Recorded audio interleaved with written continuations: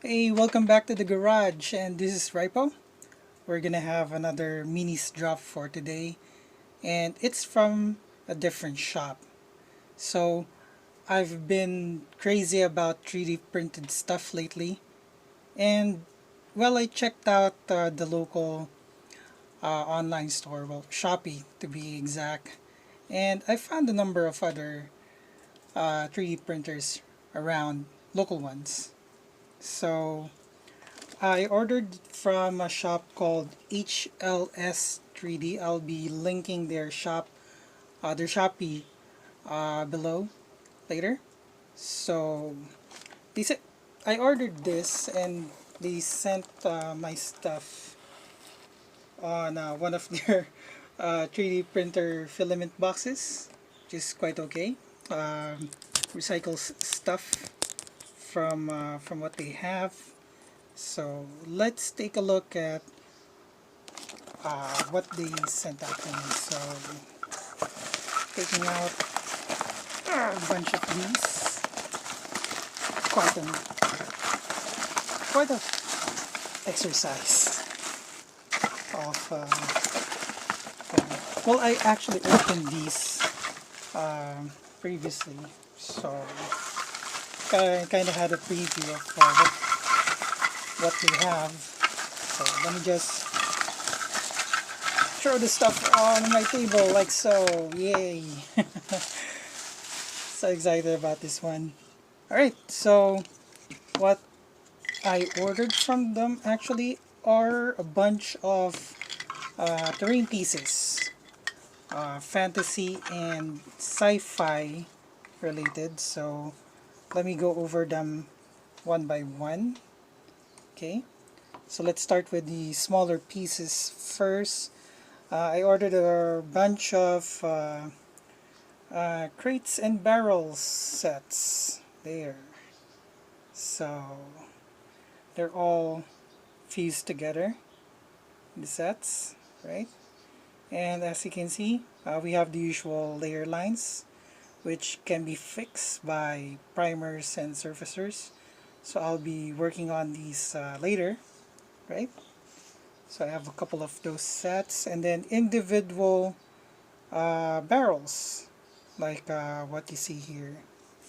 Also crates there, and they're all more or less scaled for 28 to 32 millimeter gaming. So let's take a look at how they scale. Like, I have one of my Samurai Minis here from another shop, from Bull Anvil 3D. So that's how it scales, right? Let's take a look at the beholder. So obviously, the beholder is a little bit bigger than uh, than the usual mini, right? Okay. So what do we have further? We have wall segments, right? So these wall segments are pretty modular. So they come in a variety of sizes and angles. I won't be going around them one by one, but if you can see, the angles would form pretty much what you have on the battlefield, or tabletop battlefield. Wall segments like this one, right? Or you can build it up like this. So these segments are designed this way, designed to be modular, so that you can have a free reign on how you will be arranging them on the tabletop. And picking one up like this one on this angle. Okay, we have the usual layer lines, though not really not really that important in this kind of mini, because actually it does help to just retain the lines on this one, because these are concrete structures supposed to be. So you should well show them as such that they're made of that particular material, concrete. So yeah, gives your minis somewhere to hide, something like that. Cover saves, as they're known on some game systems. So there, right. So those are the wall sections. Pretty neat, right? And now we have, I believe, would be ruins or ruin, because I only had one set ordered so far. So this one looks like a corner of a castle. And this may hint at some modularity because uh, they have a hexagonal pattern on the base, right? But as you can see, the outside of the ruins have very nice detail on that. The layer lines on this, I think you can fix, you can hide with surfacer or primer, right? I think I'll be having this as such, or maybe spray it lightly with uh, some um, some surfacer, so that the layer lines wouldn't be too obvious. But I'm also thinking of leaving some of the layer lines because I won't. Well, I don't like my walls um, looking like all smooth and stuff like they came out of a factory or just newly built. So yeah, I'll uh, I'll just lightly spray some of them with surfacer. So how does this look like? Pretty much scales well with minis, of course. So I'd like to get more of these in the future. Maybe another style or another pattern. And last, we have a pair of rocks, big rocks.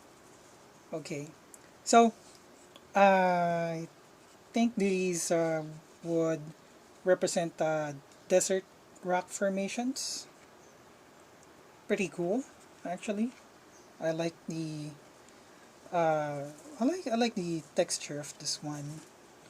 Looks like something that you would find in the desert or something like that. There are holes, there are obvious layer lines, but since this is a rock, like I'll be doing with this castle section ruins, I'll just spray it over with some surfacer. So even though it will not cover all of the layer lines, it will not be obvious as layer lines for one thing. And then we have another different kind of rock formation. So this one is like two rocks colliding with each other, right? So how do they scale for the minis?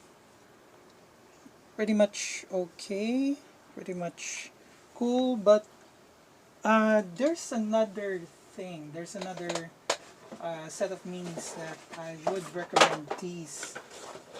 Let me just get it. Let me just have some commotion on the background. So these are from my 1:350th scale Gundam collection, right? So as you can see, it also scales well with small scale mecha. Even so with one 400 uh, 1/400 Gundams, 1/400 mecha. But that's another story. I don't have my 1/400s at hand, so I sold for the 1/350s, and they they look cool. They would look cool on an open tabletop battlefield. Okay. So those are my newly ordered 3D terrain pieces from HLS 3D. I'll be painting these up soon, right after I finish my other models. Bunny, Kitty, and the werewolf are still on the paint stands. Let me get one for a preview. Hello there, guys. This is Bunny. So he'll be finished up real soon with the other guys. Okay, so this has been Rice Garage. This has been Ripo from Rice Garage, and I hope to see you soon on another review. And if you have any suggestions, please comment down below. If you're not subscribed yet to the channel, it will help us. It will help me so much. Hit the like and subscribe button down there, and see you around the next review of some random minis that I pick up from everywhere. Alright, guys. See you around. Peace out.